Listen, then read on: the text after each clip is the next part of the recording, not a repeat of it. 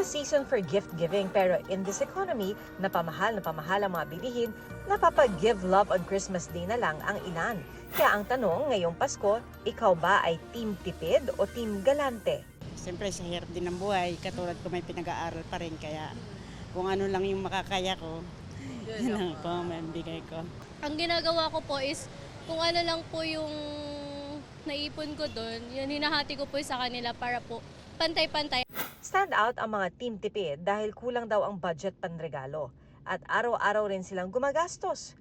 Ang iba, wala pa raw kasi silang trabaho o kung may trabaho man, walang bonus at 13th month pay. Pero ang isang nanay willing magtipid sa sarili para makapagbigay sa mga anak. Meron pa rin namang team galante, lalo't isang beses lang naman kada taon ang Pasko. May humugot pa na mas pipiliin daw niyang gumastos kaysa mapunta raw ang pera niya sa mga kurakot. Actually, depende sa inaanak. O, diba? Siyempre, malalaki na ibang inaanak. Normally, pera na lang eh.